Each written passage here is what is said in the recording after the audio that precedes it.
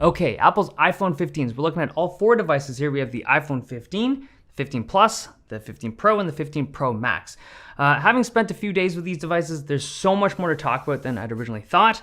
Let's start off here with the 15 and the 15 Plus. So both of these devices have an aluminum build still. They're roughly the same size and shape as the previous generation. The biggest difference aesthetically is going to be the rounded edges. Now, if you look at Apple's marketing material, they do such a good job selling it, right? It makes it look like they've created some aluminum pillow for your hand. It looks so smooth and soft in the imagery. It does look really good. Apple did a fantastic job making these new iPhones look just distinctly iPhone. This is the new rounded edge design, and they have that design language right now. No one else is doing it. And the same thing goes with the Pro devices. These have the same rounded edges as the non-Pro, and they just look so cool. I feel like the design language on this is nice, especially with that nice titanium color, but the moment you case it, the design language is kind of lost. Now, in terms of the materials, the iPhone 15 and 15 Plus have that aluminum rail on the side, but they also have a new satin finish glass back. And during the presentation, they're like, this is some color-infused glass material, and I was like, what's so special about that? But I realized this isn't just regular glass. This is, it's a derivative of Gorilla Glass, right? So colored Gorilla Glass is very uncommon, and I thought, why would they even do this? Like, what was wrong with the previous iteration of the iPhone, right? So this is the iPhone 14, and it's just a glass back. And the way that they color it is they just add a colored layer on the bottom of it, and then just the color goes through that see-through glass, right? Why not just run this? And I honestly, the only thing I can think of, the only thing that I think is okay, maybe this is why, is that if you have colored glass, you get to vary the kind of intensity of the color based on the thickness of the glass. So on this portion of it, where there's a thin layer of glass, it's like a faint pink, but then when you have it on the camera hump, so it's a thicker layer of glass, it's just a more intense color because there's just more of those color particles in it. And it's kind of neat, but I'm like, I don't know. It seems a little strange that they focused on this thing, but I guess that's what they were going for. Now, the colors are really pale. When I started at the event, I was like, those look pretty muted, but in person, the blue looks like it's like this, it almost looks white, right? It almost looks this like a very cool looking white color, but all the colors this year are almost pastel. The Pro devices have a titanium rail, and these look really nice to me. So they have a brushed finish to them. It's very subtle. You kind of have to put it right up to the camera to see, but I think it looks really cool. I will say that the fingerprints on the natural color don't show up very readily. It's very good at hiding fingerprints, but the black device, this shows up more readily. This, yeah, you can see it right here. You can just see the kind of greasy smudges on it. Also, I've noticed that sometimes the buttons, the area around the buttons, it just kind of builds up kind of smudgy stuff, but these are just little details. I only bring this up because I feel because this is the flagship device and the flagship material, some people just really care, and I thought I'd just share my quick experiences with it. But I do think that this, the natural titanium, man, this is such a nice looking color. Everything about this metal just vibes with me. Look at me. I have a gray set. I love everything gray. Even my watch is gray, right? When was the last time you saw an all gray phone? They're not common. The last one I had, I think, was the Samsung Galaxy S9. Okay, in terms of its weight, so this with its titanium rail is a lighter phone than the previous generation, like the iPhone 14 Pro. Now, one thing to keep in mind is that even though the weight difference isn't substantial, numerically, I think because of the distribution of weight, it's just a different feeling kind of phone. So this is, if you think about the weight distribution on this thing, this now has an aluminum plate, and because it's got that aluminum plate with the titanium frame, I think the weight is distributed more evenly across the whole device. On the iPhone 14 Pro, this didn't have an aluminum plate, and there was also a heavier steel frame that wrapped around the perimeter of this device. But when you compare it to the 15 Pro Max, this device is just, the weight distribution makes this device feel a lot lighter than the 8 or 9% weight reduction that it has. It's only single digit in terms of the absolute number, but it definitely feels more, I want to use the word agile, but what are we talking about? Agile phones? The point I'm trying to make is that this device it feels a lot lighter than just that what the numbers would seem to indicate, right? 8 or 9% doesn't seem that much, but it feels a lot lighter and it feels good. Okay, I want to move over to the cases. So Apple's iPhone cases, the ones that are available in the store, there's your classic silicone, which I'm going to put onto this one just to demonstrate real quick. But they also have, in their kind of environmental efforts, gotten rid of the leather cases. So this is their fine woven material. and it's sitting on top of a Pro Max here. So the 15 Pro Max. But I have concerns about this material. Actually, let's talk about the silicone. This feels awesome, right? I feel like I'm a huge fan of silicone, and I don't think that the shape of this case has changed much despite the new rounded edges. But this fine woven material, this stuff, for one, it scuffs very easily. So I'm just gonna demonstrate really quick. I'm just gonna take my fingernail, don't have super long fingernails, right? I mark it, and it's there, and it doesn't go away. Like, this is there pretty much permanently. And if I did it a bunch of times, it would just scuff. And unlike leather, like leather scratches quite easily as well, but that kind of patinas nicely. It's got this kind of worn leather look to it. It's a look. Worn like cloth, I don't know. It's not a look to me. Also, this doesn't feel particularly premium. I understand it's recycled material, but this feels like almost like a cheap polyester kind of like bed sheeting. It's strange, and it's got that like, it's not my favorite material, and the fabric is quite thin. If you compare this case to like the Pixel 5 case, this is obviously a dated case, it's quite a few years back, but this looked and felt like a very substantial weave case, right? This is like, maybe they had to keep it thin for the magnets. Like I'm just thinking maybe because of MagSafe, they need the magnets to be a particular strength. They got to keep this material really thin so the accessories stick to it. I don't know, but it just ain't my speed. There is a clear case, a new clear case from Dbrand. This is called their Ghost case. So you can see through it, and you can see the language, the design language, and the materials of the new phones, which is kind of cool. I want to talk about the action button. So on the iPhone 15 and 15 Plus, it still has that standard mute switch. We've seen this for well over a decade on the iPhone, and it's just like your standard switch to turn notifications on and off. But the new iPhone 15 Pros have an action button. And this is a button that's like customizable input, and it's the first kind of customizable button we've ever had on an iPhone, which is kind of cool, but it does take some time to get used to because we're so used to just mute switches from literally over a decade of using stuff like that. The software control for muting the phone now is a little bit different, but in terms of what you can do with the action button, there's a whole bunch of things like you can put different focus modes, you have your camera launcher, you can launch a flashlight, voice memos, shortcuts. I've personally set it to the camera. And for me, it's just like anytime I've ever had any kind of like winter sports, you can't launch the camera without taking off your gloves and like launching the phone, or you have to have like touch sensitive gloves that can like, you're like poking the screen. To be able to long press a button to launch a camera, so much easier. It's so Android, for lack of a better term, but I like it. And I think most people will as well. It just takes some time to get used to it. Now, I do wish there was some kind of tactile marking on it so you could feel for it in your pocket to know that this was the thing that you were long pressing to do your action. All right, let's talk about the displays. So the iPhone 15 and 15 Plus have significantly improved displays compared to the previous generation. I think they changed them in ways that just I wouldn't have expected. So these now both have bigger screens than the iPhone 14 and 14 Plus from last year. These have the same screen size and resolution as the Pro models. These have the same brightness, the same peak brightness, the same dynamic island up top. It's got the same HDR capabilities. It's really weird how close they are in terms of the overall screen. I'm most surprised by the 2000 nits in peak brightness. It's just for legibility when you're outdoors, but that's something that companies usually reserve for like their flagship stuff.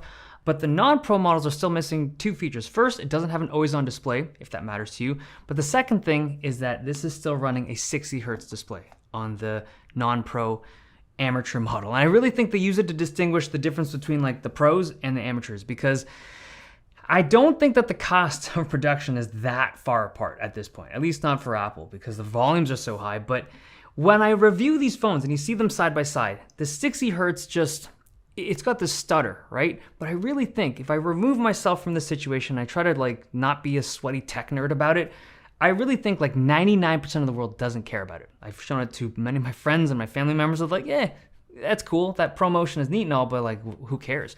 And in that line, it's like very, very little media takes advantage of that stuff. Very few games take advantage of 120 hertz, but it's mostly just the UI, right? When you're in the UI and you're browsing around on your phone, you're doing stuff, having ProMotion is just so much nicer to look at if your eyes are used to it. And the fact that they don't have it is just ridiculous, because there are phones out there that are like $300 that have 120 hertz displays.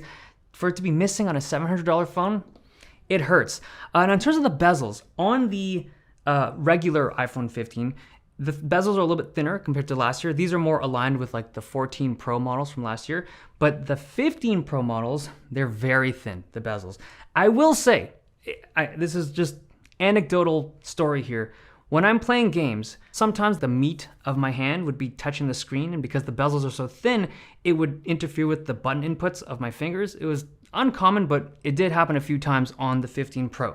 Also, I think the front glass on all the new devices is actually slightly curved at the edges. If you run your finger against it, you can feel it. So screen protectors might not easily cover that full front screen. And in terms of the ports, so thanks to the EU, we have USB-C ports, baby.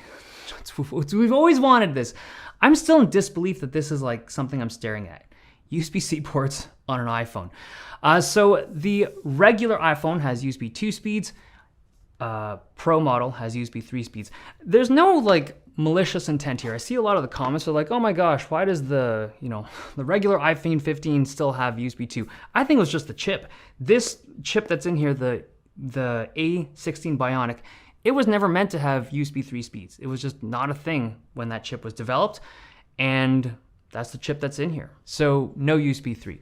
Now, if you do frequently dump massive files from your phone onto your laptop and you do need that speed, you gotta go for that iPhone 15 Pro. But you would also need a new cable, because the one that comes in the box is this thing here. So this is a very nice looking braided cable, double-ended USB-C. However, this is USB 2.0. I see my Twitter light up with people who are very angry about this. It's very normal. Like, I can't think of any phone company or laptop company even that does include a USB 3 cable for charging. It's invariably like USB 2.0. That's the industry standard when it comes to charging cables for charging.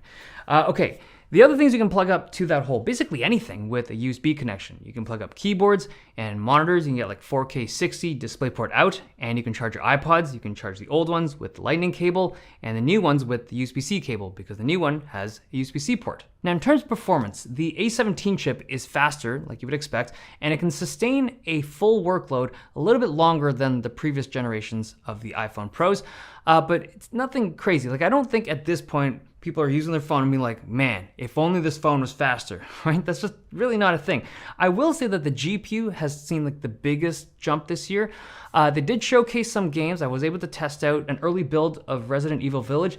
This looks very good for a phone. It's a really demanding game. I remember benchmarking this thing on like RTX 3080 laptops, even last year, and to see it running on a phone with all the original assets at a consistent 30 frames per second is very cool. It feels like the GPU capabilities on this phone is similar to like a PS4 or like an Xbox One.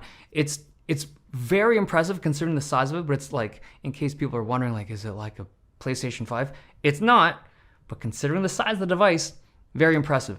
Now, in terms of battery life, so I ran the same battery testing that I did 3 years in a row now, and I didn't see much of a change in terms of like the overall battery life of the phone, but what I did notice was a big spike up in the gaming battery life. So Pokemon Unite isn't a very demanding game, but it does just suck up juice.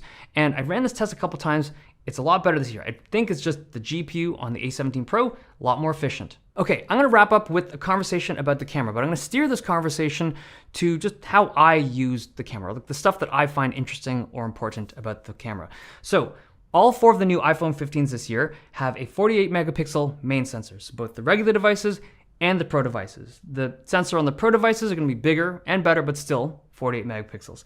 And they also shoot with 24 megapixel files. So if you took like the original 12 megapixel file from yesteryear, and you added 50% more pixels going up, and then 50% more pixels going wide, that would be the new shot. So it's about 50% bigger in terms of file size. I would say on the regular iPhone 15s, the shots in 24 megapixels are more detailed, slightly, but I just don't think worth that extra size. The extra 50% size is like, it fills up your phone faster, it's harder to work with, you're sending out more data if you're sharing photos. It's a lot. And I don't feel like the sensor on the regular iPhone 15s really makes good use of that extra resolution. But on the Pro, I would say it is worth it. The detail is there. I think it's absolutely worth that larger file size. So if it were me, my decision, if I had either one of the regular phones, I would just set it to the 12 megapixel shot, just save that file space, And then if I had it on the Pro, I mean, the 12 megapixel shots still look better anyways, but if you want that extra resolution and you don't mind the larger files, it can take advantage of it. Now, in terms of low light photography, it's still not great. I mean, Apple talked a little bit about how they improved it, but the Pixel 7 devices and Samsung's S23 devices look better to me. Apple also talked about how they addressed some of the lens flare that has been in some of their photography. So sometimes you'll see some reflective orbs floating around in some of your shots. They're definitely less pronounced on the iPhone 15 cameras, but they're still visible here and there, and it's particularly noticeable still in night shots with bright lights. Now, in terms of the multiple focal lengths that they have for the main sensor, I can shoot like 24, 28, and 35 millimeter. When I first saw the presentation, I was like, that's kind of neat, but isn't it just like crops? Like it seems like it was just cropping in on that main sensor. It turns out there's a lot more to it. So there is a very interesting technical method as to how they do it. Like, so they're capturing light data from multiple lenses and then fusing it together to create the image. It's very cool in terms of how it's done, but in terms of how I use my camera, like, I don't feel like I've ever taken a shot and wanted to even, the difference between a 24 and a 28 millimeter is very small, at least for the stuff that I shoot. And then even at 35, not that useful for my personal photography. Okay, but the thing that I thought was the coolest thing by far is the automatic portrait mode. And I actually think that this is going to be copied by other phone companies. It's the ability to just basically take a shot, not think about it, and the phone will capture the depth data so you can adjust the focus later. And to not think about it, like to just not have to press portrait mode and just does it automatically is super cool. So if it detects a face, or like a human face or a pet's face, it can supposedly do it. I did notice that it only works for like large pets. Like my kid has a goldfish, it didn't work for that. But if you have just regular large faces, it works, and it works really well. And just the ability to adjust this stuff in post but not think about it when you take the shot is so useful. Like, it's just a nice looking shot, but you do need to keep in mind that that original shot that you take has to be in focus. Like, if it wasn't in focus, it won't be able to fix it using this portrait mode stuff. Okay, last thing, the zoom. So I'm sure you're aware by now, the iPhone Pro Max, iPhone 15 Pro Max has a zoom lens, and this thing is a 5x optical zoom. Actually, you can see the difference between. So this device here is the regular 15 Pro, and you can see the lens right there. And the 15 Pro Max has a much larger aperture for that zoom lens. A couple thoughts. I don't think that the 5x telephoto is particularly powerful. Samsung has 10x opticals that just are twice as powerful. I think that it's good that they're back. They're more competitive in terms of the zoom game. They've been comically behind for years. I would say the Pixel 7 Pro, their 5x zoom is arguably better in terms of like sharpness and detail that's able to capture at that 5x. But the fact that the iPhone has a 5x zoom is great. Now, I think the one conversation that might come up is like, should you get the Pro or the Pro Max or the Pro? Because when you go with the Pro Max, your zoom range is like, you start at 5x, and anything underneath 5x is not an optical zoom. It's like cropped sensors. And on this device, because it has the 3x zoom, like the original older style 3x zoom, you do have that kind of mid-range telephoto covered a little bit better. My take on it is that it doesn't matter. It really doesn't matter. If you're getting sweaty over this because you're like a professional photographer, that's a whole separate question. But if you're just someone who wants to buy a phone and you want to take photos like normal human beings of your family and friends and just things that you do in your life, don't buy the phone based on its zoom capabilities. Buy it for everything else. That's just my take on it. Okay, pricing. The base model started at $800. The Pro model started at $1,000, but I found that chart again where someone on Reddit had graphed out or charted out the percentage of yearly income that it would take for someone to purchase one of these base model iPhone 15s. It's spread across a lot of different countries, but at the top of the list was Myanmar. That's the country my grandmother was from, and it's just crazy to see how expensive this phone can be for a lot of people in this world. I think it's something we should keep in mind when we look at the prices of these iPhones. Okay, there you have it, the iPhone 15.